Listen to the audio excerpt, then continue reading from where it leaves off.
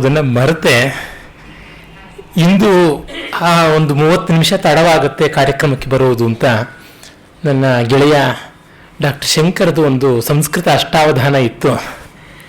ಅದರಲ್ಲಿ ಅಪ್ರಸ್ತುತ ಪ್ರಸಂಗ ನಾನು ಮಾಡಬೇಕಾಗಿತ್ತು.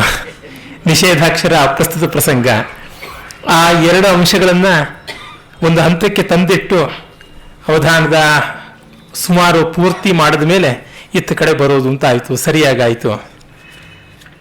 ಇದೀಗ ನಾವು ರಾಮಾಯಣದ ಅರಣ್ಯಕಾಂಡದಲ್ಲಿದ್ದೀವಿ. ಶರಭಂಗ ಸುತೀಕ್ಷ್ಣ ಇಬ್ಬರನ್ನೂ ನೋಡಿಕೊಂಡು ಶ್ರೀರಾಮ ಬಂದು ಪಂಚವಟಿಯಲ್ಲಿ ನೆಲೆಯಾಗುವ ಹಿನ್ನೆಲೆ ಋಷಿಗಳಿಗೆ ಅಭಯವನ್ನು ಕೊಟ್ಟ. ನೀವು ಆಜ್ಞೆ ಮಾಡಬೇಕು, ನಾನು ರಾಕ್ಷಸ ಸಂಹಾರ ಮಾಡ್ತೀನಿ, ನೀವು ಬೇಡಿಕೊಳ್ಳುವಂಥದ್ದು ಏನೂ ಇಲ್ಲ ಅಂತ. ಅದಕ್ಕೆ ತುಂಬ ಸಂತೋಷವಾಗಿ ಅವರೇನು ಹೊರಟರು. ಆದರೆ ಸೀತೆಗೆ ಒಂದು ಧರ್ಮ ಸಂದಿಗ್ಧತೆ ಉಂಟಾಯಿತು. ಅವಳು ಕೇಳ್ತಾಳೆ, ಹೃದಯ ಸ್ನಿಗ್ಧಯ ವಾಚ ಭರ್ತಾರಮಿದಮಬ್ರವೀತ್. ಹೃದಯಂಗಮವಾದ ಸ್ನೇಹ ಪರಿಶೀಲಿತವಾದ ಮಾತನ್ನ ಆಡ್ತಾಳೆ. ಅಯಂ ಧರ್ಮ ಸುಸೂಕ್ಷ್ಮೇಣ ವಿಧಿನಾ ಪ್ರಾಪ್ಯತೆ ಮಹಾನ್ ನಿವೃತ್ತೇನ ತು ಶಕ್ಯೋಯಂ ವ್ಯಸನಾತ್ ಕಾಮಜಾದಿಹ.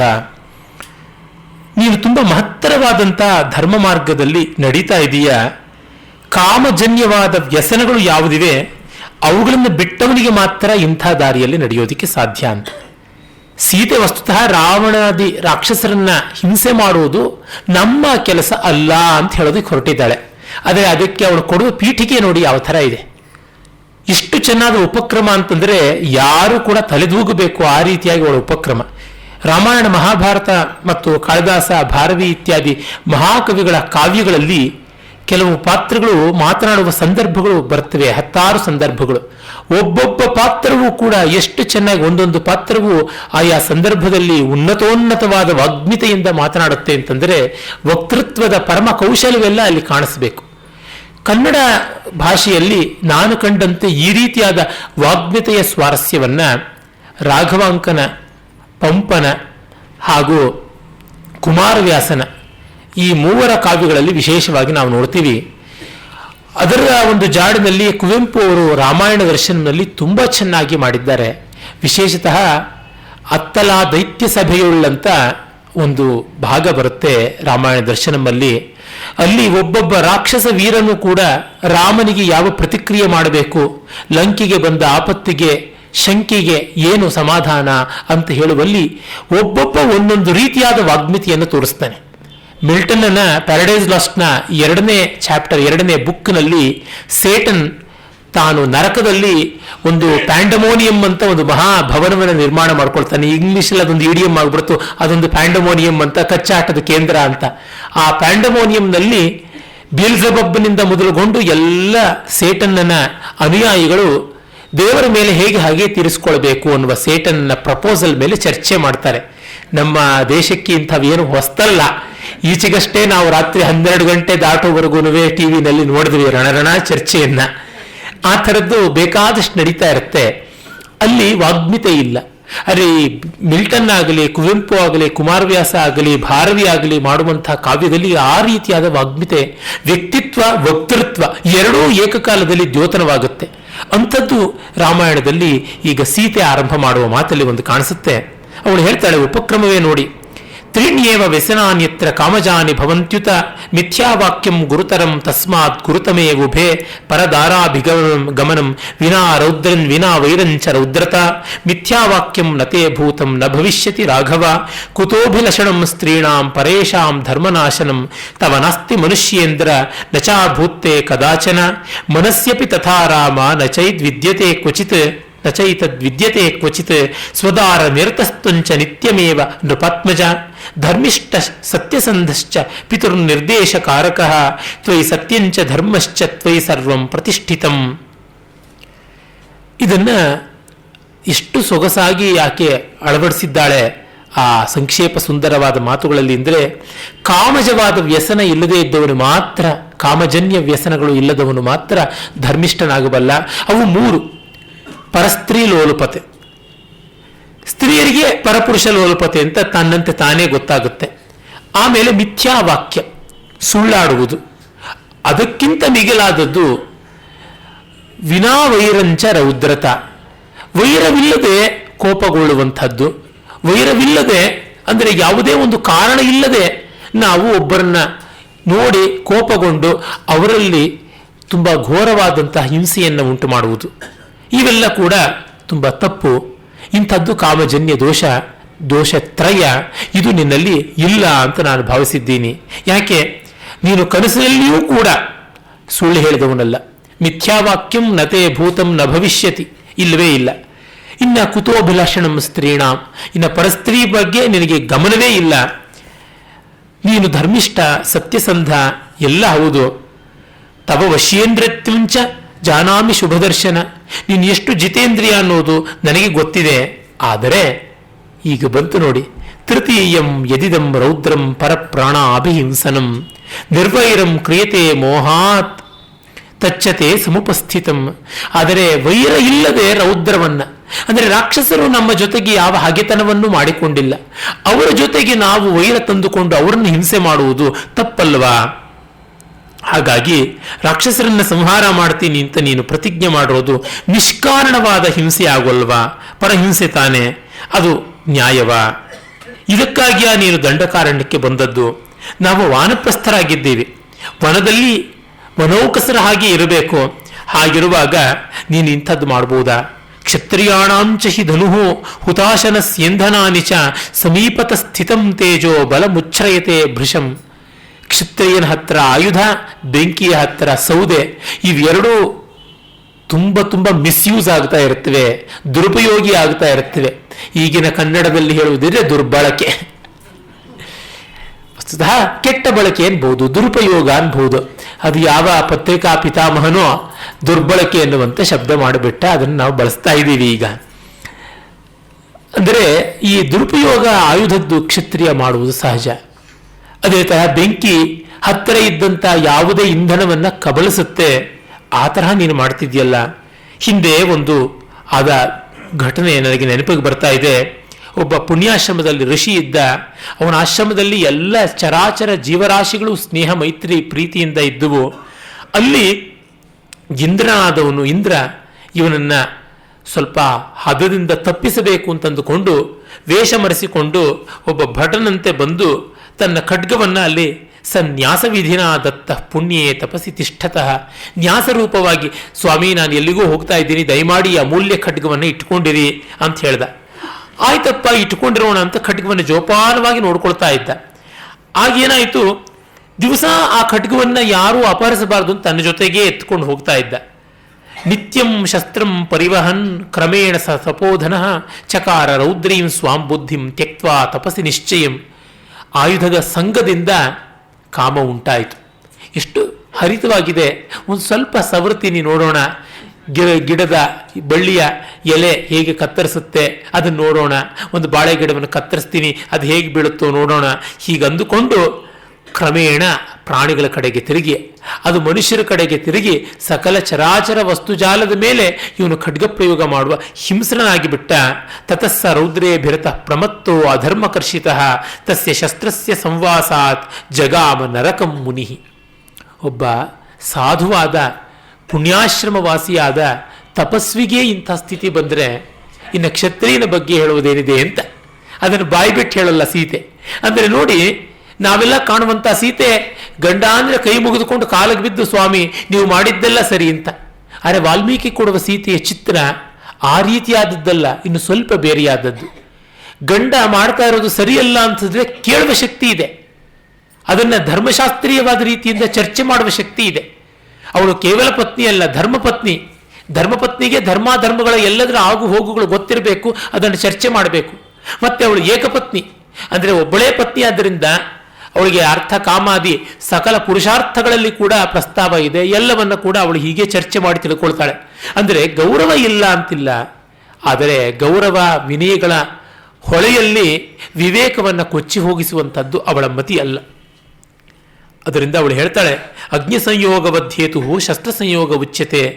ಆದ್ದರಿಂದ ಬೆಂಕಿಯ ಜೊತೆಗೆ ಚೆಲ್ಲಾಟ ಸರಸ ಆಡದಂತೆ ಸ್ನೇಹಾಚ್ಚ ಬಹುಮಾನಾಚ್ಚ ಸ್ಮಾರಯೇ ತ್ವಾಂ ನ ಶಿಕ್ಷೆಯೇ ನ ಕಥಂಚನ ಸಾ ಕಾರ್ಯ ಗೃಹೀತ ಧನುಷಾತ್ವಯ. ಈಗ ಉಪಸಂಹಾರ ಮಾಡ್ತಿದ್ದಾಳೆ.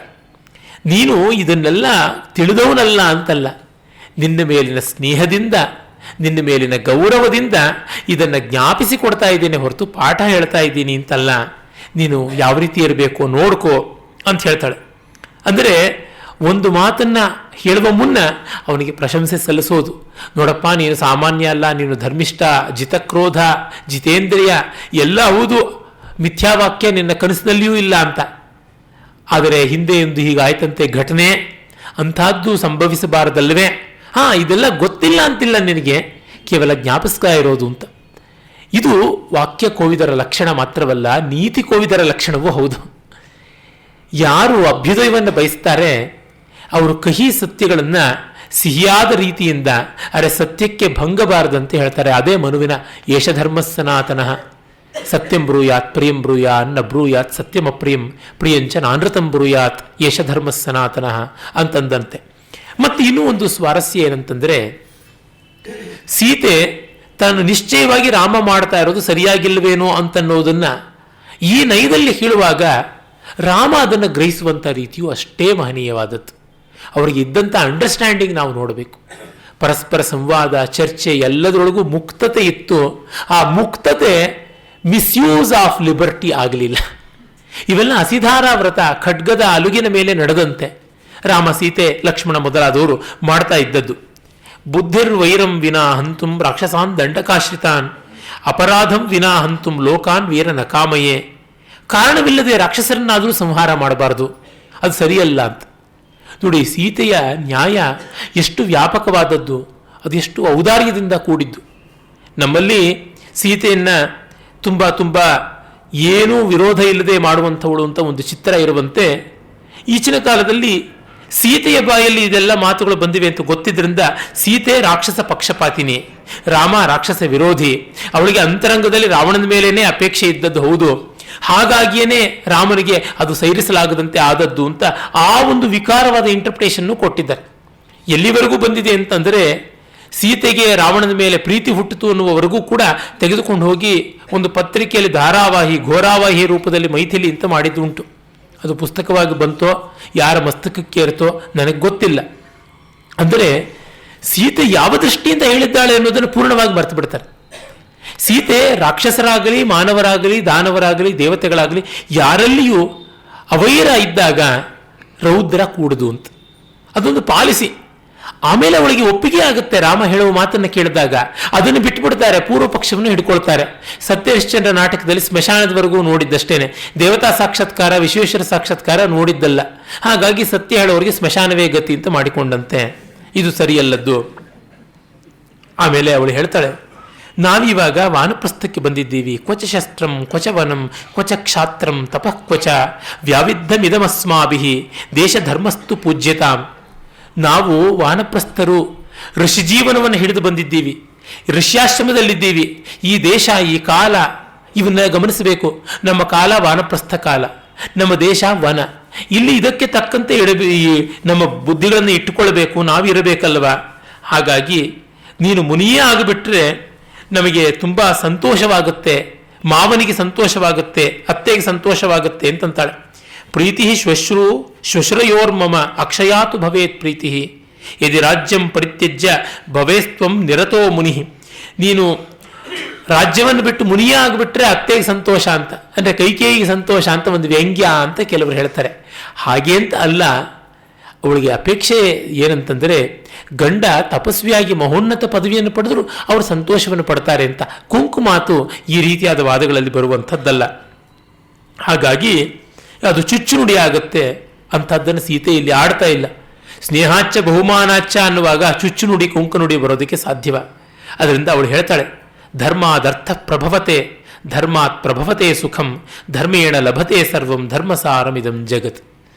ಧರ್ಮದಿಂದಲೇ ಅರ್ಥ, ಅರ್ಥದಿಂದ ಮತ್ತೆ ಧರ್ಮ, ಅವೆರಡರಿಂದ ಕಾಮ, ಮತ್ತು ಕಾಮ ಧರ್ಮವನ್ನೇ ಪ್ರೇರಿಸುವಂತೆ ಆಗಬೇಕು. ಹೀಗೆ ಜಗತ್ತೆಲ್ಲ ಧರ್ಮಸಾರ ಅಂತ ಅನ್ಸುತ್ತೆ. ಅದರಿಂದ ಸ್ತ್ರೀ ಚಾಪಲಾದೇತ ದುದಾಹೃತಮ್ಮೇ ಧರ್ಮಂಚ ವಕ್ತುಂ ತವ ಕಸ್ಸಮರ್ಥ ವಿಚಾರ್ಯ ಬುದ್ಧ್ಯಾತು ಸಹಾನುಜೇನ ಯದ್ರೋಚತೆ ತತ್ಕುರು ಮಾಚಿರೇಣ. ಏನೋ ಹೆಣ್ಣು ಬುದ್ಧಿ, ತಮಿಳಿನಲ್ಲಿ ಒಂದು ಗಾದೆ ಮಾಡಿಕೊಂಡಿದ್ದಾರೆ, ಪೆಣ್ ಬುದ್ಧಿ ಪಿಂ ಬುದ್ಧಿ ಅಂತ. ಹೆಣ್ಣಿನ ಬುದ್ಧಿ ಹಿಂದುವರಿಯುತ್ತೆ, ಮುಂದುವರಿಯೋಲ್ಲ ಅಂತ. ಹಾಗೆ ನಾನು ಏನೋ ಹೇಳಿದ್ದೀನಿ, ಏನೋ ಗೊತ್ತಿಲ್ಲದೆ ಇದ್ದವಳು. ನಿನ್ನಂಥವನಿಗೆ ಧರ್ಮವನ್ನು ಯಾರು ಹೀಗೆ ಅಂತ ತೀರ್ಮಾನ ಮಾಡಿ ಹೇಳೋದಕ್ಕೆ ಸಮರ್ಥರು? ನೀನು ಬಲ್ಲವನು, ನೀನು ಸ್ವಂತ ಬುದ್ಧಿಯಿಂದಲೂ ಯೋಚನೆ ಮಾಡು. ಸಹ ಅನುಜೇನ. ನೋಡಿ, ಸೀತೆ ನಾನು ಹೇಳಿದ್ ಕೇಳು, ನಿನ್ನ ಬುದ್ಧಿ ಮಾತ್ರ ಅಂತಲ್ಲ, ನಮ್ಮ ಜೊತೆ ಮತ್ತೊಬ್ಬನು ಇದ್ದಾನೆ ಲಕ್ಷ್ಮಣ, ಅವನನ್ನೂ ಕೇಳು, ಸಮಾಲೋಚನೆ ಮಾಡು, ಲಕ್ಷ್ಮಣನನ್ನು ಕುರಿತು ಚಿಂತೆ ಮಾಡು. ಆಮೇಲೆ ಯದ್ರೋಚತೆ ತತ್ಕುರು ಮಾಚಿರೇಣ. ಆಮೇಲೆ ನೀನು ಬೇಗ ಮಾಚಿರೇಣ, ತುಂಬ ನಿಧಾನ ಮಾಡದೆ ಕ್ವಿಕ್ ಡಿಸಿಷನ್ ತಗೋ, ರೈಟ್ ಡಿಸಿಷನ್ ತಗೋ ಅಷ್ಟೇನೆ. ಅಂದರೆ you please reconsider your opinion. I don't want you to change your opinion as per my words. ಇದು ಎಂಥ ಪಾರ್ಲಿಮೆಂಟೇರಿಯನ್ಗೂ ಅಳವಡಿಸ್ಕೊಳ್ಬೇಕಾದಂಥ ಮಾತು. ಅಲ್ಲಿ ಮಧ್ಯದಲ್ಲಿ ನೋಡಿ, ನಿನಗೆ ಯಾರು ಹೇಳುವಂಥವರು? ನಿನಗೆ ಜ್ಞಾಪಿಸ್ತಾ ಇದ್ದೀನಿ, ನೆನಪಿಸ್ತಾ ಇದ್ದೀನಿ ಅಷ್ಟೇ, ಹೇಳಿಕೊಡ್ತಾ ಇಲ್ಲ. ಮತ್ತು ನಾನು ಯಾವಳು ಸಾಮಾನ್ಯ ವ್ಯಕ್ತಿ ಹೇಳೋದಕ್ಕೆ? ನೀನು ಸಮರ್ಥ ಅಂದರೆ ನೀನು ಇನ್ನೊಬ್ಬರ ಜೊತೆ ಆಲೋಚನೆ ಮಾಡಬೇಕಾಗದ್ದು ಇದೆ. ರಾಮನೇ ಹೇಳಿದ್ದೀನಲ್ಲ, ಒಬ್ಬನೇ ನೀನು ಯೋಚನೆ ಮಾಡ್ತಾ ಇಲ್ಲ ತಾನೇ, ಏಕಾಕಿಯಾಗಿ ಅರ್ಥ ವಿಚಾರವನ್ನು ಚಿಂತೆ ಮಾಡ್ತಾ ಇಲ್ಲ ತಾನೇ ಅಂತ ಭರತನಿಗೆ ಈ ಅಯೋಧ್ಯಾಕಾಂಡದ 100ನೇ ಸರ್ಗದಲ್ಲಿ, ಕಚ್ಚಿತ್ ಸರ್ಗದಲ್ಲಿ ಹೇಳಿದ್ದ. ಅದೇ ಈಗ ರಾಮನಿಗೂ ಅಲ್ವಾ, ಒಬ್ಬರಿಗಾದದ್ದು ಮತ್ತೊಬ್ಬರಿಗೂ ಅಲ್ವಾ? ಇದೆಲ್ಲ ದೃಷ್ಟಿಯಿಂದ ಸೀತೆ ಕೇಳ್ತಾಳೆ. ಆಗ ರಾಮ ಎಂಥ ರೀತಿಯಲ್ಲಿ ಸಾಕು ಸುಮ್ಮನೆ ಬಾಯಿ ಮುಚ್ಕೊಂಡು ಕಂಡಿದ್ದೀನಿ, ಅಡಿಗೆ ಮನೆಗೆ ಹೋಗು ಅಂತ ಆ ರೀತಿಯಾದ ಮಾತು ಅವನಿಗೆ ಬರುತ್ತಾ? ಇಲ್ಲವೇ ಇಲ್ವಲ್ಲ. ಅನ್ಯೋನ್ಯ ದಾಂಪತ್ಯ, ಅನುಕೂಲ ದಾಂಪತ್ಯ ಅಂದ್ರೆ ಏನು? ಬಹಳ ಸಂತೋಷವಾಗಿ ಹೇಳ್ತಾನೆ, ಹಿತಮುಕ್ತಂ ತ್ವಯಾ ದೇವಿ ಸ್ನಿಗ್ಧಯ ಸದೃಶಂ ವಚಃ ಕುಲಂ ವ್ಯಪದಿಶಂತ್ಯಾಚ ಧರ್ಮಜ್ಞೆ ಜನಕಾತ್ಮಜೆ. ಜನಕನಂದಿನಿ, ನೀನು ಧರ್ಮಜ್ಞೆ, ತುಂಬ ಹಿತವಾದದ್ದನ್ನು ಹೇಳಿದ್ದೀಯಾ, ಸ್ನಿಗ್ಧವಾದದ್ದು ಸ್ನೇಹದಿಂದ ಹೇಳಿದ್ದೀಯಾ, ನಿನ್ನ ಯೋಗ್ಯತೆಗೆ ತಕ್ಕಂಥ ಮಾತುಗಳು ಹೇಳಿದ್ದೀಯಾ. ನೀನು ಹೇಳಿದ ಮಾತು ನಿನ್ನ ಮನೆತನವನ್ನು, ನಿನ್ನ ವಿದ್ಯೆ ಸಂಸ್ಕಾರಗಳನ್ನೆಲ್ಲ ಪ್ರತಿಫಲಿಸ್ತಾ ಇದೆ. ಆದರೆ ಕಿಂತು ನೋಡಿ, ರಾಮ ಉಪಕ್ರಮವನ್ನು ಮಾಡುವಾಗ ಸೀತೆಯನ್ನು ಎಷ್ಟು ಗೌರವಿಸ್ತಾನೆ, ಅವಳ ಮಾತಿನ ಬೆಲೆಯನ್ನು ಗುರುತಿಸಿದ್ದಾನೆ. I have lent my ears and heart to your words ಅದನ್ನು ಹೇಳ್ತಾನೆ. ಈ ಕನ್ವಿನ್ಸ್ ಮಾಡೋದಿದೆಯಲ್ಲ, ವಾದದಲ್ಲಿ ಇಬ್ಬರಿಗೂ ಒಳ್ಳೆಯದನ್ನೇ ಮಾಡಬೇಕು ಅನ್ನುವಂಥ ಗಮ್ಯ ಇದ್ದಾಗ ಆಗುತ್ತೆ. ಹಾಗಲ್ಲದೆ ಇದ್ದರೆ ಬರುವಂಥದ್ದರ ಹೃದಯ ಸಂವಾದ ಇದ್ದು ಮಾಡುವ ಚರ್ಚೆ ಎಲ್ಲ ಬೆಳಕು. ಅದಿಲ್ಲದೆ ಇರತಕ್ಕಂಥ ಯಾವುದು ಉಂಟು ಅದೆಲ್ಲ ಬರೀ ಚಳಕು, ಹಿಂಸೆ ಕೊಡುತ್ತಷ್ಟೆ.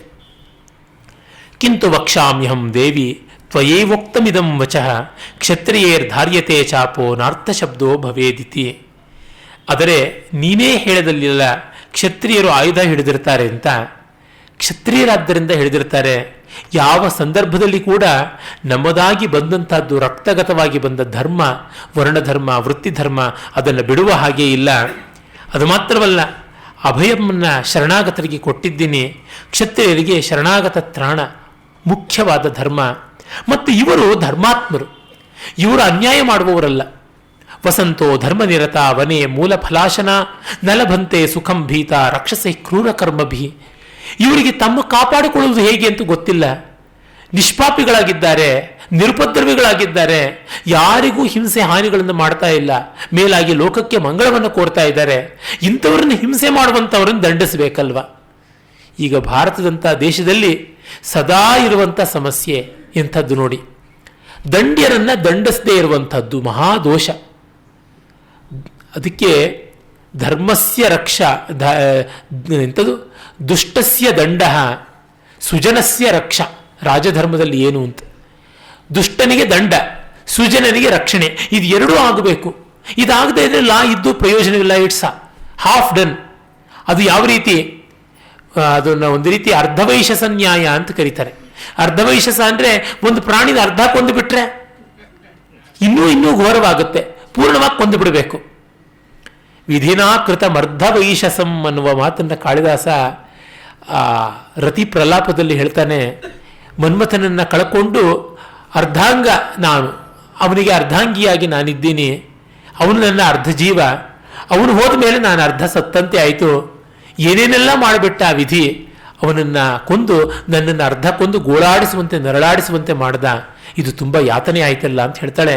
ಹಾಗೆ ಇಲ್ಲಿ ಅಂಥ ಸಜ್ಜನರಿಗೆ ನ್ಯಾಯವನ್ನು ಉಂಟು ಮಾಡದೇ ಇದ್ದರೆ ಹಿಂಸೆಯೇ ಮಾಡದಂತೆ ಅಲ್ವಾ ಅಂತ ಹೇಳ್ತಾನೆ. If innocent and good are not protected then they are killed ಅಂತಲೇ ಅರ್ಥ. ನಾನೇನು ಅವ್ರಿಗೆ ನೋವು ಮಾಡಲಿಲ್ಲ ಅಂದರೆ ಬೇರೆಯವ್ರು ನೋವು ಮಾಡ್ತಿದ್ದಾರಲ್ಲ. ಕಾಶ್ಮೀರದಲ್ಲಿ ಆಗ್ತಾ ಇರೋದು ಏನು, ಕರ್ನಾಟಕದಲ್ಲಿ ಆಗುವುದೇನು, ಇದೀಗ ನಮ್ಮ ಮಲೆನಾಡಿನಲ್ಲಿ, ಆಂಧ್ರದಲ್ಲಿ ಎಲ್ಲ ನಕ್ಸಲೈಟ್ರ ಕೋಲಾಹಲ ಬೇಕಾದಷ್ಟಿದೆ. ನಾವೇನು ಮಾಡಬೇಕಾಗಿಲ್ಲ, ನಾವೇನು ತೊಂದರೆ ತಗೊಳ್ಬೇಕಾಗಿಲ್ಲ ಅಂತ ಸುಮ್ಮನೆ ಇದ್ದರೆ ಅಗತ್ಯ ಇಲ್ಲ. ನಿಶ್ಚಯವನ್ನು ಮಾಡಲೇಬೇಕು, ಯಾರಾದರೂ ಅದಕ್ಕೆ ತಕ್ಕಂತೆ ನಡೆದುಕೊಳ್ಳಲೇಬೇಕು.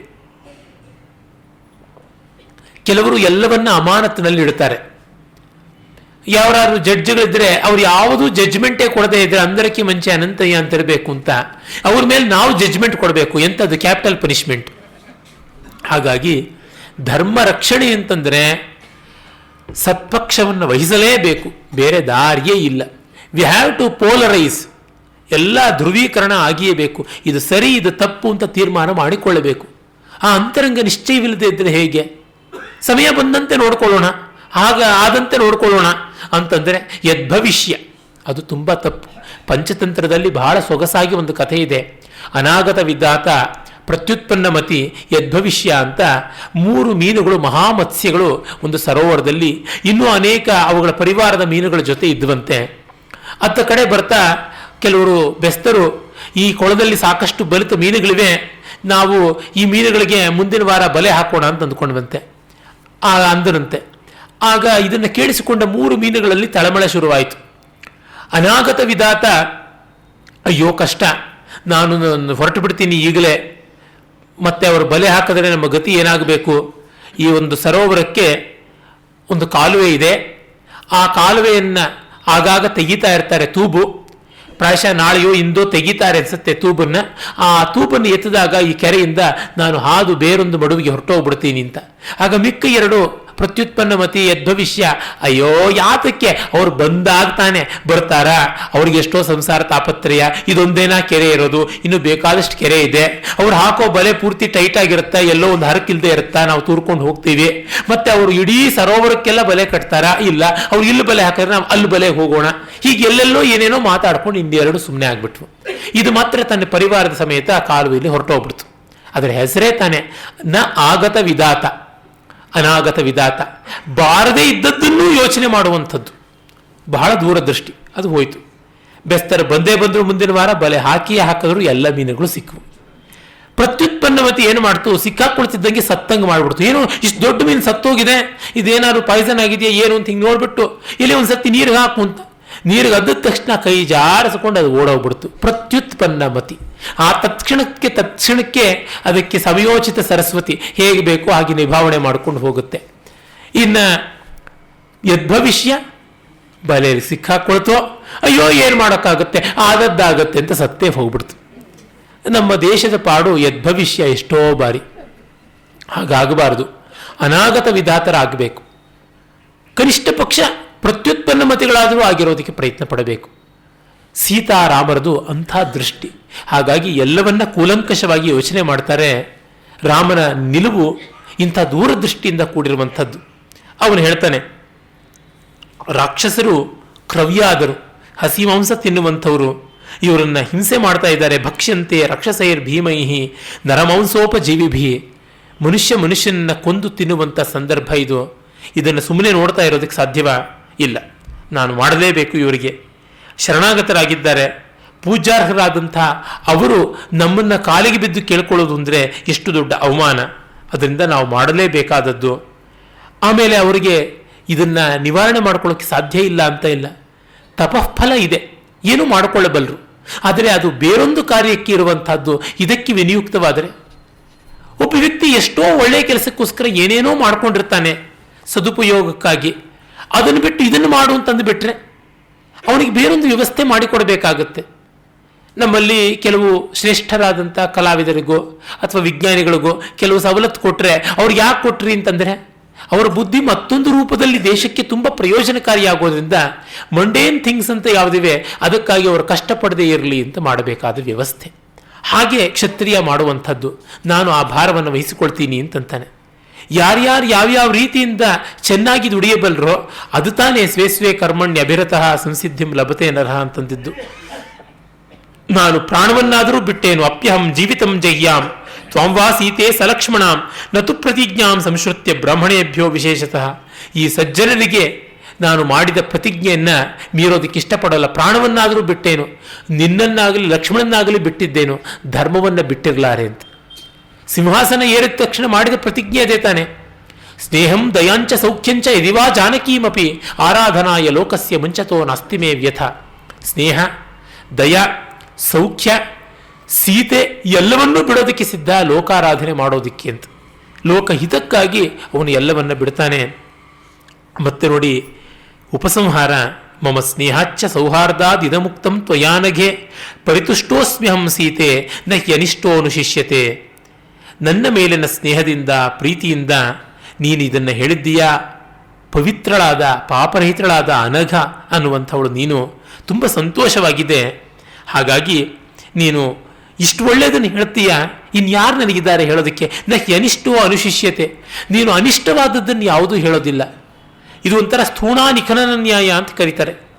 ಒಂದು ಗೂಟವನ್ನು ಕಂಬವನ್ನು ನೆಟ್ಟಾಗ ಆ ಹಳ್ಳದಲ್ಲಿ ನೆಟ್ಟು ಕಲ್ಲುಗಳನ್ನು ಹಾಕಿದ ಮೇಲೆ ಮತ್ತೆ ಅಲ್ಲಾಡಿಸ್ತೀವಿ. ಎಲ್ಲಿವರೆಗೂ ಅಲ್ಲಾಡ್ತಾ ಇರ್ತೋ ಅಲ್ಲಿವರೆಗೂ ಮತ್ತೆ ಕಲ್ಲು ಹಾಕೋದು, ಇನ್ನೊಂದಿಷ್ಟು ಮಣ್ಣು ಹಾಕೋದು, ಗಟ್ಟಿ ಮಾಡ್ತಲೇ ಇರ್ತೀವಿ.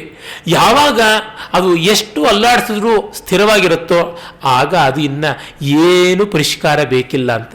ನಿನ್ನ ಮಾತುಗಳು ನನಗೆ ಹಾಗೆ to reconsider, rethink my opinion ಆಯಿತು, ಅದಕ್ಕಾಗಿ ತುಂಬ ಪ್ರಯೋಜನವಾಯಿತು ಅಂತ ಅನ್ನುವ ಮಾತನ್ನು ರಾಮ ಹೇಳ್ತಾನೆ. ಸದಶಂಚಾನುರೂಪಂಚ ಕುಲಸ್ಯ ತವಚಾತ್ಮನಃ ಸಧರ್ಮಚಾರಿಣಿ ಮೇತ್ವಂ ಪ್ರಾಣೇಭ್ಯೋಪಿ ಗರೀಯಸಿ. ಪ್ರಾಣಕ್ಕಿಂತ ಮಿಗಿಲು ನೀನು ಧರ್ಮಚಾರಿಣಿ ಅಂತ. ಅಲ್ಲ, ಈ ರಾಮ ಎಂಥವನು, ತುಂಬ ಚೆನ್ನಾಗಿದೆ, ತುಂಬ ಸರಿಯಾಗಿ ಹೇಳಿದ್ಯಾ, ತಾನು ಮಾಡಿದ್ದನ್ನೇ ಮಾಡ್ದ, ತನ್ನ ಹಠವನ್ನೇ ನಡೆಸ್ಕೊಂಡ ಅಲ್ವಾ. ಇನ್ನೇನಿದು ಬೂಟಾಟಿಕೆ ಅಲ್ಲ, ಇದು ಬೂಟಾಟಿಕೆ ಅಲ್ಲ. ಯಾಕೆ ಅಲ್ಲ ಅಂದರೆ ತನ್ನ ಪಾಯಿಂಟನ್ನು ಹೇಳಿದ್ದಾನೆ, ಸೀತೆಗೆ ಕನ್ವಿನ್ಸ್ ಆಗಿದೆ. ಇಲ್ಲ ಇವನು ಎಷ್ಟು ವಾದಿಸಿದ್ರು ಚಂಡಿನೇ ಮಾಡೋದು ಹೌದು ಇವನು, ಅದಕ್ಕೋಸ್ಕರ ಸಾಕು ಅಂತ ಬಾಯಿ ಮುಚ್ಚಿಕೊಂಡೆ ಅಂತಂದರೆ ಇಲ್ಲ. ಅದು ಯಾರಿಗಾಗತ್ತೆ? ತಮ್ಮದೇ ವಾದ ಸರಿ ಅಂತ ನಿಶ್ಚಯ ಮಾಡಿಕೊಂಡವರಿಗೆ. ಇಬ್ಬರೂ ಕೂಡ ನಿಶ್ಚಯವನ್ನು ಮಾಡಿಕೊಳ್ಳುವ ಮುನ್ನ ಆಲೋಚನೆ ಮಾಡ್ತಿದ್ದಾರೆ. ಸೀತೆಯನ್ನು ರೀಕನ್ಸಿಡರ್ ಮಾಡಿದಳು. ಏನಿದು ವಾನಪ್ರಸ್ಥಾಶ್ರಮದ ನಿರ್ವೈರತೆ ಅನ್ನುವುದು ಬೇಕು ಅಂತ ಸೀತೆಯ ವಿಶೇಷ ಅಭಿಪ್ರಾಯ. ಈ ವಾನಪ್ರಸ್ಥ ಅನ್ನುವುದು ವಿಶೇಷ ಧರ್ಮ ಆಯಿತು. ಸಾಮಾನ್ಯ ಧರ್ಮ ಯಾವುದು? ಆರ್ತತ್ರಾಣ, ಅಹಿಂಸಾ, ಸತ್ಯ, ಅಸ್ತೇಯ, ಶೌಚ, ಇಂದ್ರಿಯ ನಿಗ್ರಹ ಇವೆಲ್ಲ ಹೇಳೋದರ ಜೊತೆಗೆ ಮುಖ್ಯವಾಗಿ ಬೇಕಾದಂಥದ್ದು ಅಭಯ ಪ್ರದಾನ. ಅದನ್ನು ಹೇಳಿದ್ದಾರೆ. ಅಭಯ, ಆಂಧ್ರಶಂಸ, ತಿತಿಕ್ಷ, ಕ್ಷಮ ಎಲ್ಲ. ಈ ಅಭಯ ಪ್ರದಾನ ಗುಣ ಬೇಕಲ್ಲ. ಮತ್ತೆ ಕ್ಷತ್ರಿಯನ ವರ್ಣದ ಮೂಲ ಸ್ವರೂಪನೇ ರಕ್ಷಣಾತ್ಮಕವಾದದ್ದು. ಆಮೇಲೆ ವರ್ಣ ಆದಮೇಲೆ ಆಶ್ರಮ. ಮೊದಲೇ ಕ್ವಾಲಿಫೈ ಆಗದೆ ಇದೆ, ಫಸ್ಟ್ ರೌಂಡಲ್ಲೇ ಕ್ವಾಲಿಫೈ ಆಗದೆ ಇದೆ, ಸೆಕೆಂಡ್ ರೌಂಡಿಗೆ ಬರೋದು ಹೇಗೆ? ಹೀಗಾಗಿ ಎರಡು ಧರ್ಮಗಳ ಮಧ್ಯೆ ಬಾಧೆ ಬಂದರೆ ಯಾವುದು ಅಧಿಕ ಧರ್ಮವೋ ಯಾವುದು ಸಾಮಾನ್ಯವೋ ಅದನ್ನು ಅನುಸರಿಸಿದಾಗ ವಿಶೇಷ ತನ್ನಂತೆ ನಿವೃತ್ತವಾಗುತ್ತೆ. ಇದು ಅಲ್ಲಿರುವಂಥ ಲಕ್ಷಣ. ಹೀಗೆ ಧರ್ಮದ ಸಂಕ್ಷೋಭ ಬಂದಿದೆ.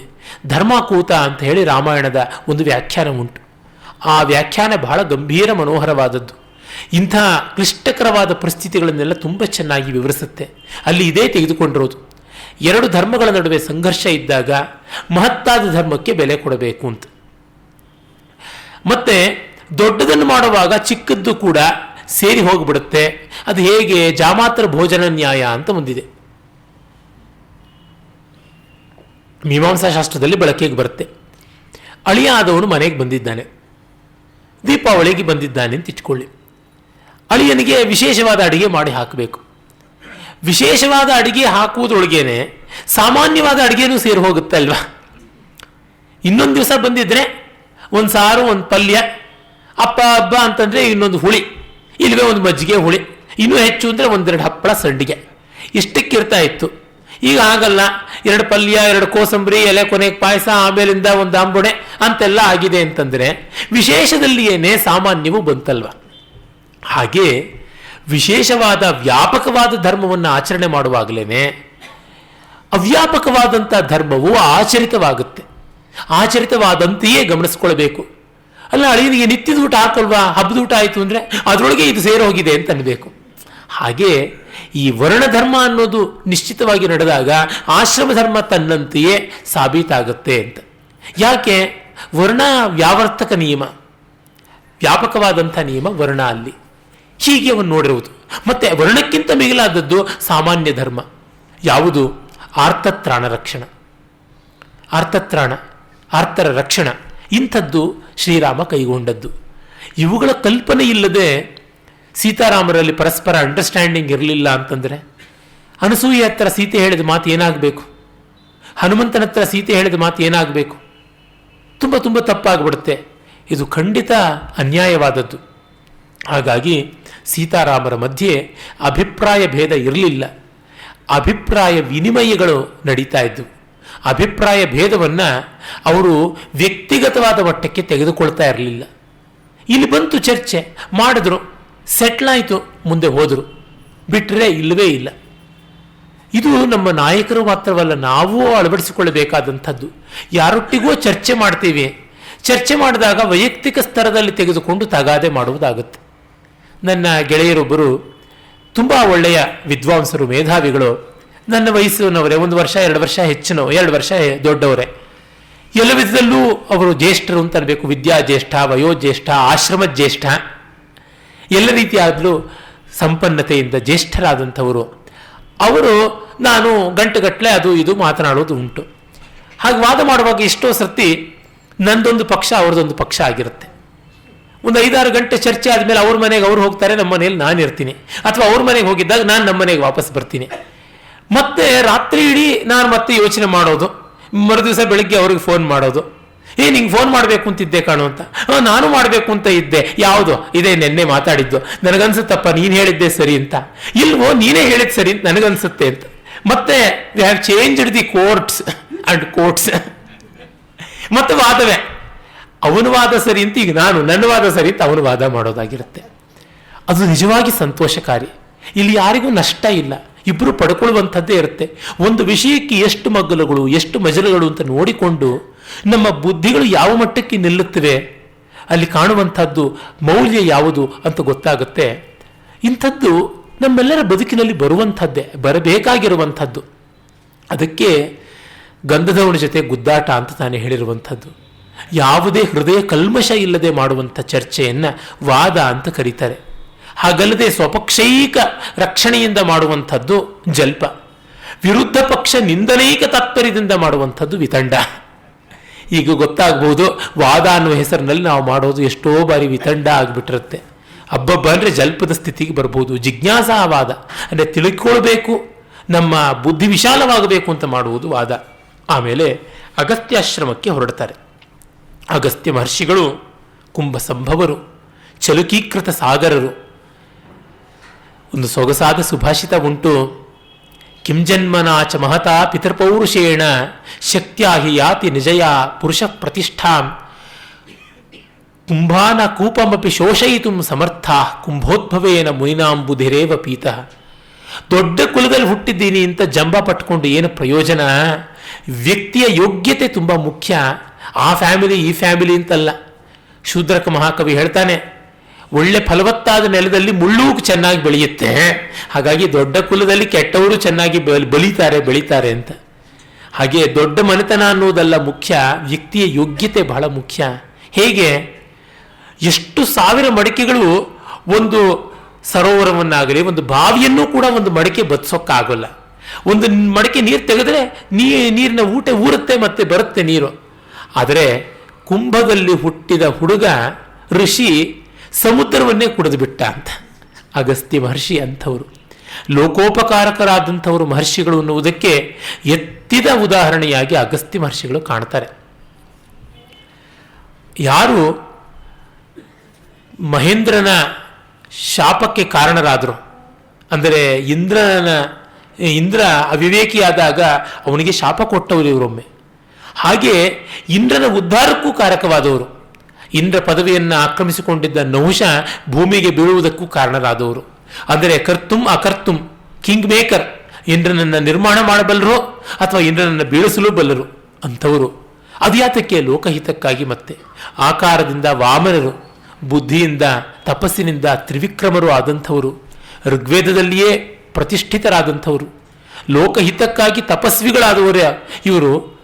ವಾತಾಪಿ ಇಲ್ವಲರಂಥ ರಾಕ್ಷಸರನ್ನು ಧ್ವಂಸ ಮಾಡಿದಂಥವರು, ಮದೋನ್ಮತ್ತನಾಗಿ ತಲೆ ಎತ್ತಿ ನಿಂತುಕೊಂಡಂತಹ ವಿಂಧ್ಯ ಪರ್ವತನನ್ನು ತಲೆ ತಗ್ಗಿಸುವಂತೆ ಮಾಡಿದವರು, ರಾವಣಾಸುರನ ಜೊತೆ ಸಂಗೀತದಲ್ಲಿ ಸ್ಪರ್ಧೆ ಮಾಡಿ ಅವನನ್ನು ಸಂಗೀತದಲ್ಲಿ ಮೀರಿಸಿದಂಥವರು. ತಮಿಳುನಾಡಿಗೆ ಅಗಸ್ತ್ಯರು ಆದಿ ಪ್ರವರ್ತಕರು ಅಂತ ಪ್ರಸಿದ್ಧಿ. ತಮಿಳಿನ ತಿರುವಳಿಯಾಡಲ್ ಪುರಾಣಂ ಅಂತ ಕಾವ್ಯಗಳಲ್ಲಿ, ಗ್ರಂಥಗಳಲ್ಲಿ ಬೇಕಾದಂತೆ ಅಗಸ್ತ್ಯರ ಕೀರ್ತಿ ಬರುತ್ತೆ. ಮೊತ್ತ ಮೊದಲು ತಮಿಳಿನಲ್ಲಿ ಇದ್ದಂಥ ಗ್ರಂಥದ ಹೆಸರು ಅಗತ್ಯಂ ಅಂತ ಕರೀತಾರೆ. ಅಗಸ್ತ್ಯಂ ಅಂತಲೇ ಅರ್ಥ ಅದರದು. ಅಗತ್ಯಂ ಅಂತ ಕರೀತಾರೆ. ರಾವಣ ಕೈಕವಶಿ, ಕಲ್ಯಾಣಿ, ಭೈರವಿ, ಶಂಕರಾಭರಣ ಮೊದಲಾದ ರಾಗಗಳನ್ನು ನಿರ್ಮಾಣ ಮಾಡಿದ ಅಂತ ಪ್ರತೀತಿ. ಇವರು ಅದರಿಂದ ಜನ್ಯ ರಾಗಗಳನ್ನು ನಿರ್ಮಾಣ ಮಾಡಿ ಅವನ ರಾಗಗಳಿಗಿಂತ ಮಿಗಿಲಾದಂಥ ಶೋಭೆಯನ್ನು ತಮ್ಮ ವೀಣಾವಾದನದ ಕೌಶಲ್ಯದಲ್ಲಿ ತೋರಿಸಿದರು ಅಂತ ಅಲ್ಲೆಲ್ಲ ಬರುತ್ತೆ. ಮತ್ತೆ ಅವರು ಎಂತೆಂಥದ್ದೆಲ್ಲ ವಿಪತ್ಕರವಾದಂಥ ಪರಿಸ್ಥಿತಿಗಳನ್ನು ಎದುರಿಸಿದವರು. ಹಿಂದೊಮ್ಮೆ ಶಿವ ಪಾರ್ವತಿಯರಿಗೆ ವಿವಾಹವಾಗುವಾಗ ದೇವತೆಗಳೆಲ್ಲ ಕೈಲಾಸಕ್ಕೆ ಬಂದಾಗ ಅತ್ತ ಕಡೆ ಭಾರ ಹೆಚ್ಚಾಯಿತಂತೆ. ಇನ್ನು ಕೌಂಟರ್ ವೇಟ್ ಯಾರು ಅಂದರೆ ಎಲ್ಲರೂ ನೀವೇ ಮಾಡಬೇಕು ಅಂತ ಕೇಳಿಕೊಂಡಾಗ ದಕ್ಷಿಣಕ್ಕೆ ಬಂದರು ಅಂತ ಒಂದು ಕಥೆ. ವಿಂಧ್ಯ ಸೂರ್ಯಚಂದ್ರರ ಗತಿಯನ್ನೂ ರೋಧ ಮಾಡುವಂತೆ ಮೇರು ಪರ್ವತದ ಮೇಲೆ ಸ್ಪರ್ಧೆಯಿಂದ ಬೆಳೆದಾಗ ಅವನನ್ನು ಬಗ್ಗಿಸೋಕೆ ಯಾರಿಗೂ ಆಗೋಲ್ಲ ಅಂತ ಇವರು ಹೋದಾಗ ಬಗ್ಗಿಸಿದ್ದು ಅಂತ. ಈ ಒಂದೊಂದು ಪುರಾಣ ಕಥೆಯ ಹಿಂದೆಯೂ ಎಷ್ಟೋ ಜಿಯೋಲಾಜಿಕಲ್ ಆದಂತಹ ಫಿಸಿಕಲ್, ಮೆಟಫಿಸಿಕಲ್ ಸ್ವಾರಸ್ಯಗಳಿವೆ. ಅದಕ್ಕಿದ್ದ ಸಮಯವಲ್ಲ. ಅಗಸ್ತ್ಯರ ಬಗ್ಗೆನೇ ಮಾತನಾಡುವಾಗ ಹೇಳಬಹುದು. ಅವರಿಗಿದ್ದ ಒಬ್ಬ ಮಗ, ಆ ಮಗನಿಗೆ ಅವರು ಕೊಟ್ಟಂಥ ಹೆಸರು ಯುಧ್ಮವಾಹ ಅಂತ. ಯುಧ್ಮ ಅಂತಂದರೆ ಉರುವಲು, ಯಜ್ಞಕ್ಕಾಗಿ ಬಳಸುವಂಥ ಒಂದು ಫ್ಯೂಯಲ್. ಅದನ್ನು ಹೊರುವಂಥವನಾಗಲಿ, ಮಗನಿಗೆ ಇನ್ಯಾವುದೋ ಇಂದ್ರ ಚಂದ್ರ ದೇವೇಂದ್ರ ಅನ್ನುವ ಹೆಸರಿಡದೆ ಯಜ್ಞಕ್ಕಾಗಿ ಕಟ್ಟಿಗೆ ಹೊತ್ತುಕೊಂಡು ಬರುವಂಥವನಾಗಲಿ ಅಂತ. ಅಂದರೆ ದೊಡ್ಡ ಕೆಲಸದಲ್ಲಿ ನಂದು ಒಂದು ಸಣ್ಣದಿದ್ದರೆ ಸಾಕು ಅಂತ ಭಾವಿಸುವಂಥವನಾಗಲಿ ಅಂತ ಮಾಡಿದಂಥವರು. ಇವರು ಮಿತ್ರಾವರುಣರ ಪುತ್ರ, ಕುಂಭ ಸಂಭವರು ಮತ್ತು ವಸಿಷ್ಠರ ಸೋದರ. ವಸಿಷ್ಠರು ತಮ್ಮ ತಂದೆ ತಾಯಂದಿರಿಗೆ ನಾನು ನಿಮ್ಮ ಮಗ ಅಂತ ಹೇಳ್ಕೊಳ್ತೀನಿ ಅಂದ್ರಂತೆ. ಅಗಸ್ತ್ಯರು ಇಲ್ಲ, ನನಗೆ ಜನ್ಮ ಕೊಟ್ಟದ್ದೊಂದು ಮಡಕೆ, ಅದನ್ನೇ ನಾನು ಹೇಳ್ಕೊತೀನಿ ಅಂತ. ಇಬ್ಬರೂ ಕುಂಭ ಸಂಭವರಾದರೂ ಇವರು ನನಗೆ ಜನ್ಮ ಕೊಟ್ಟಿದ್ದೊಂದು ಕುಡಿಕೆ ಮಡಕೆ ಇರ್ಬೋದು, ಹೀನವಾದರೂ ಪರವಾಗಿಲ್ಲ, ಅದನ್ನು ನಾನು ಹೆಸರು ಹೇಳ್ಕೊಳ್ತೀನಿ, ನನಗೆ ಕುಲದಲ್ಲಿ ಅಂಥ ದೊಡ್ಡಂಥ ಜುಲುಮೆ ಇಲ್ಲ ಅಂದಂಥವ್ರು. ಹೀಗೆ ಅವರ ವ್ಯಕ್ತಿತ್ವ ಮಹತೋಮಹೀಯವಾದಂಥದ್ದು. ಅವರು ದಕ್ಷಿಣ ಭಾರತದಲ್ಲಿದ್ದವರು. ಇನ್ನು ಅವರ ಪತ್ನಿ ಲೋಪಾಮುದ್ರೆ, ವಾಮನಾಕಾರದ ಸ್ಥೂಲ ಜಠರದ ಋಷಿಯನ್ನ ರಾಜಕನ್ಯೆ ವಿವಾಹಿತಳಾಗಿ ಬಂದವಳು. ಮತ್ತು ಈತ ಹೇಗೆ ಲೋಕ ಕಲ್ಯಾಣಕಾರಕ ಮುನಿಯೋ ಅದೇ ರೀತಿಯಲ್ಲಿ ತಾನು ಲೋಕ ಕಲ್ಯಾಣಿಯಾಗಬೇಕು ಅಂತ ಕಾವೇರಿ ನದಿ ರೂಪದಿಂದ ಹರಿದದ್ದು ಅಂತ. ಅಗಸ್ತ್ಯರ ಕಮಂಡಲೂನಲ್ಲಿದ್ದಂಥ ಆಕೆಯನ್ನ ಗಣಪತಿ ನದಿಯಾಗಿ ಹರಿಯುವಂತೆ ಮಾಡಿದ್ದು ಅನ್ನುವ ಕಥೆ ಕೂಡ ಬರುತ್ತೆ. ಇರಲಿ, ಇಂತಹ ಅಗಸ್ತ್ಯರ ಆಶ್ರಮಕ್ಕೆ ಬಂದದ್ದು. ಅಗಸ್ತ್ಯರು ಇನ್ನೂ ಎಷ್ಟೆಷ್ಟೋ ಕಥೆಗಳಿವೆ ಅವರ ಬಗ್ಗೆ.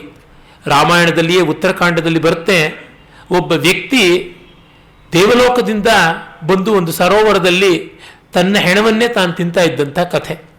ಅದು ತುಂಬ ಸ್ವಾರಸ್ಯಕಾರಿಯಾದದ್ದು.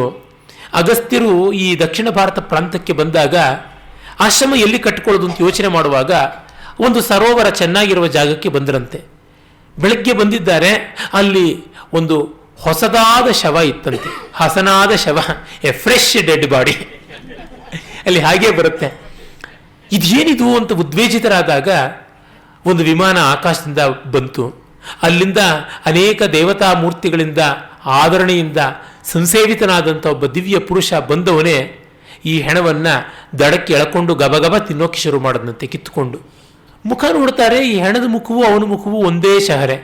ಇದೇನಿದು ಅಂತ ಅವನು ಆ ಹೆಣವನ್ನು ತಿಂದು ಮುಖ ತೊಳ್ಕೊಂಡು ಆಚಮನ ಮಾಡಿದರಂತೆ.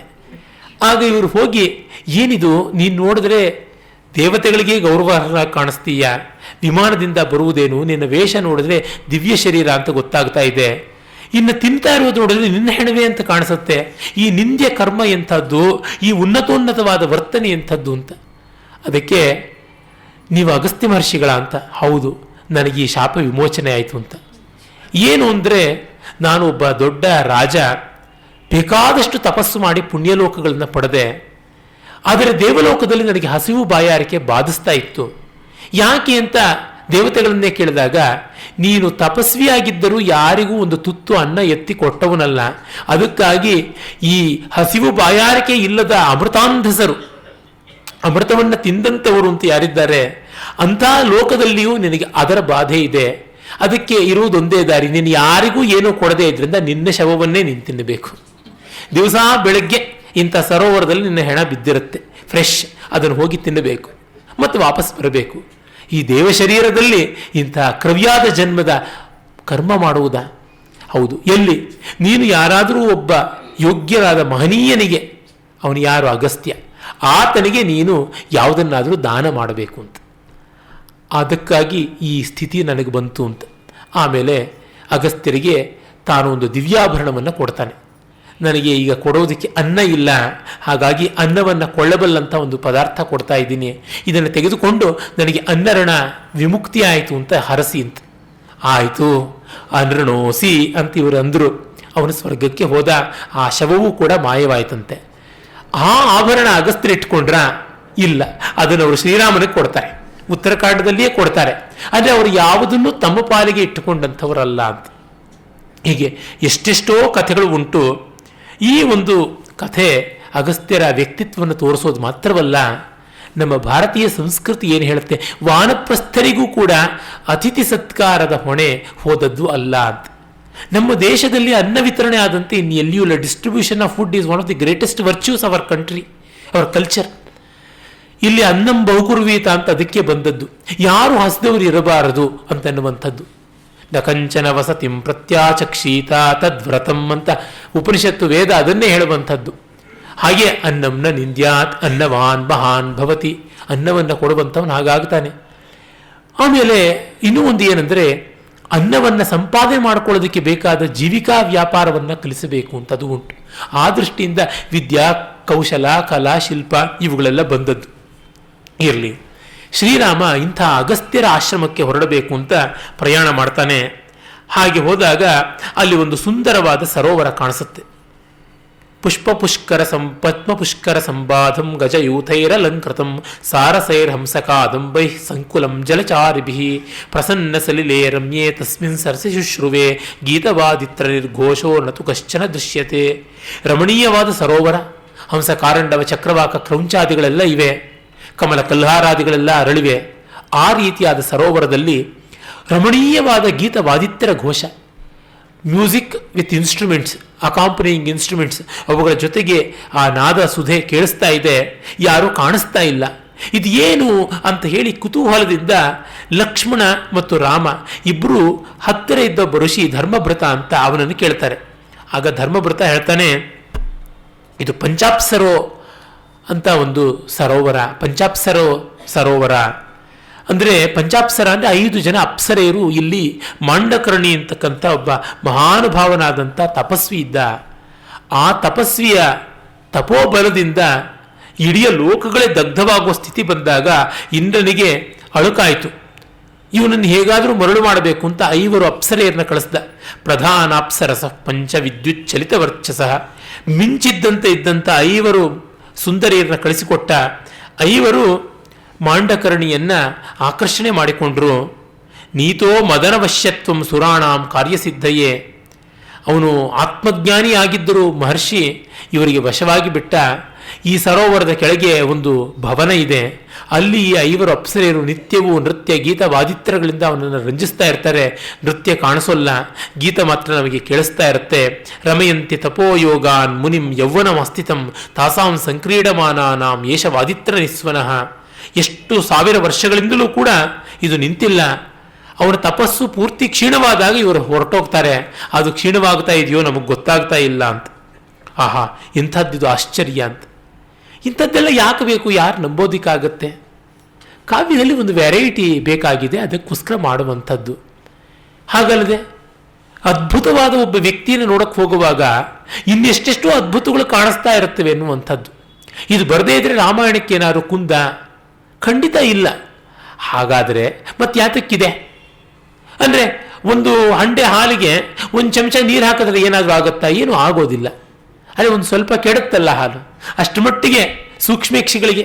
ಹಾಗೆ ಈ ರೀತಿಯಾದ ಸ್ವಾರಸ್ಯಕರವಾದ ಎಷ್ಟೋ ಉಪಕಥೆಗಳಿಲ್ಲದೆ ಇದ್ದರೆ ರಾಮಾಯಣ ಅನ್ನುವಂಥದ್ದಕ್ಕೆ ರಮಣೀಯತೆ ಹೇಗೆ ಬರುತ್ತೆ? ಒಂದು ಮರದಲ್ಲಿ 10 ಎಲೆ ಕಿತ್ತರೆ ಅದಕ್ಕೇನು ನಷ್ಟ? ಏನೂ ಇಲ್ಲ. ಅರೆ ಅದು ಇದ್ದಿದ್ರೆ ಇನ್ನೂ ಚೆನ್ನಾಗಿರ್ತಾ ಇತ್ತು. ಹಾಗಾಗಿ ಇವೆಲ್ಲ ಸೇರಿಕೊಂಡ್ರೆ ಚೆನ್ನ. ಪ್ರತಿಯೊಂದು ಕಾವ್ಯ ಸ್ವಾರಸ್ಯವನ್ನು ಹಿಗ್ಗಿಸುವಂಥದ್ದು. ಅಲಂಕಾರಗಳು ಬಂದರೆ ಅದೇ ತಾನೇ ಕಾವ್ಯ ಶೋಭಾಕರಾನ್ ಧರ್ಮಾನ್ ಅಲಂಕಾರಾನ್ ಪ್ರಚಕ್ಷತೆ ಅಂತ. ಕಾವ್ಯಶೋಭೆಯನ್ನು ಉಂಟು ಮಾಡುವಂಥದ್ದು ಅಂಥದ್ದು ಈ ಕಥೆಗಳು. ಆಮೇಲೆ ಮುಂದೆ ಅಗಸ್ತ್ಯರ ಆಶ್ರಮಕ್ಕೆ ಹೊರಡ್ತಾರೆ. ಅಗಸ್ತ್ಯರನ್ನು ಅಲ್ಲಿ ದರ್ಶನ ಮಾಡ್ತಾರೆ. ಆ ಅಗಸ್ತ್ಯಾಶ್ರಮದಲ್ಲಿ ಹೋಗ್ತಾ ಅಲ್ಲಿ ದಾರಿಯಲ್ಲಿ ಸುತ್ತಾಡ್ತಾ ಹಲವು ಕಾಲ ಇದ್ದು ಅಗಸ್ತ್ಯಾಶ್ರಮಕ್ಕೆ ಬಂದಿರ್ತಾರೆ. ಈ ಹೊತ್ತಿಗೆ 10 ವರ್ಷಗಳಷ್ಟಾಗಿವೆ. ಅಗಸ್ತ್ಯಾಶ್ರಮದಲ್ಲೂ ಸಾಕಷ್ಟು ಕಾಲ ಕಳೆಯುವುದಾಗತ್ತೆ.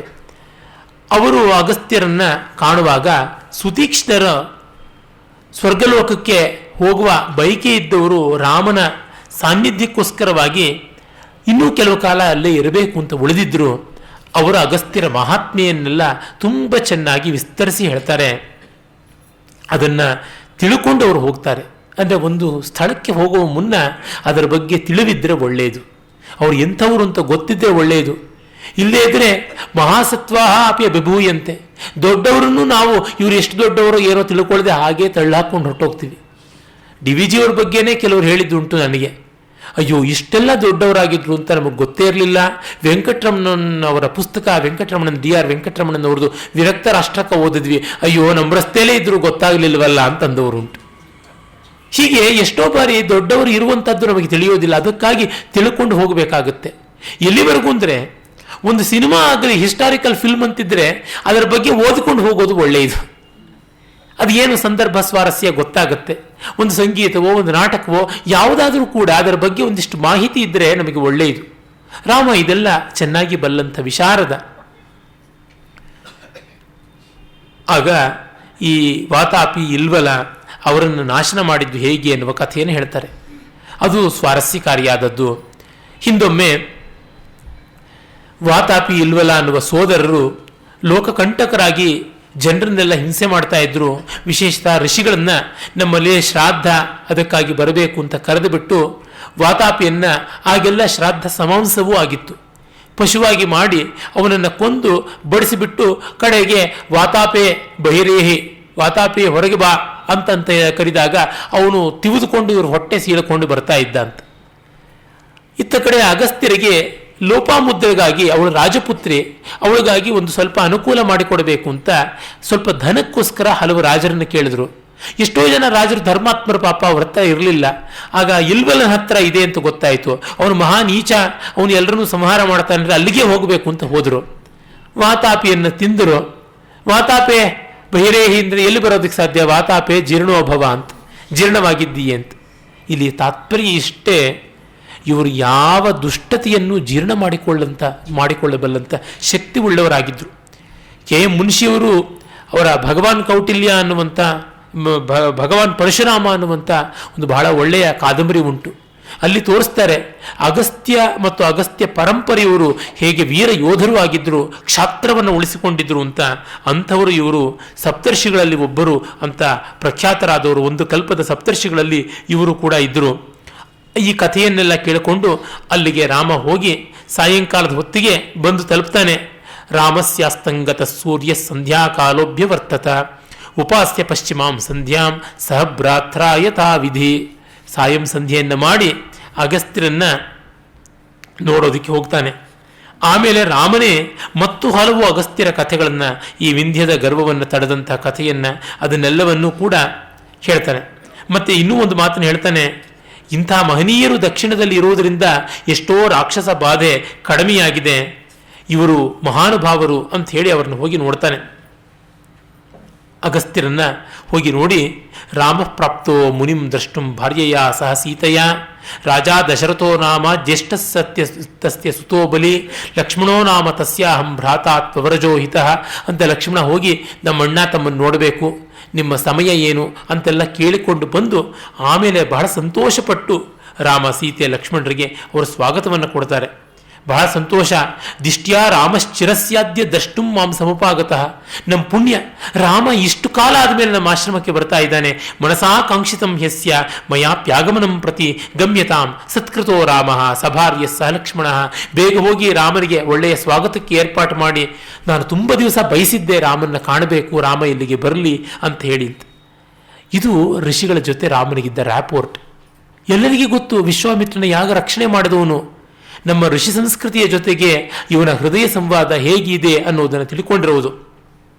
ಹಾಗಾಗಿ ಅಲ್ಲಿಗೆ ಬರ್ತಾರೆ. ಅಗಸ್ತ್ಯರನ್ನು ಗೌರವಿಸೋದಕ್ಕೆ ಅಂತ ಬೇಕಾದಷ್ಟು ಜನ ಬರ್ತಾ ಇದ್ರು. ಅನೇಕ ದೇವತೆಗಳೆಲ್ಲ ಇದ್ರು. ಬ್ರಹ್ಮ, ಅಗ್ನಿ, ವಿಷ್ಣು, ಮಹೇಂದ್ರ, ಸೂರ್ಯ, ಚಂದ್ರ, ಕುಬೇರ, ಧಾತೃ, ವಿಧಾತೃ, ವಾಯು, ವಾಸುಕಿ, ಅನಂತ, ಗಾಯತ್ರಿ, ಅಷ್ಟವಸುಗಳು, ವರುಣ, ಕಾರ್ತಿಕೇಯ, ಯಮ ಇವರುಗಳೆಲ್ಲರೂ ಕೂಡ ಬಂದು ಅಗಸ್ತ್ಯನನ್ನು ಆರಾಧನೆ ಮಾಡ್ತಾ ಇದ್ರು. ಅಂತಹ ಅಗಸ್ತ್ಯರೂ ಈ ದೇವತೆಗಳನ್ನು ಆರಾಧನೆ ಮಾಡ್ತಾ ಇದ್ರು. ಅಲ್ಲಿಗೆ ಬಂದು ಬಹಳ ಸಂತೋಷವಾಗಿ ರಾಮಾದಿಗಳು ಆತಿಥ್ಯವನ್ನು ಸ್ವೀಕಾರ ಮಾಡ್ತಾರೆ. ಆಗ ರಾಮನಿಗೆ ಒಂದಿಷ್ಟು ಉಡುಗೊರೆ ಕೊಡ್ತಾರೆ.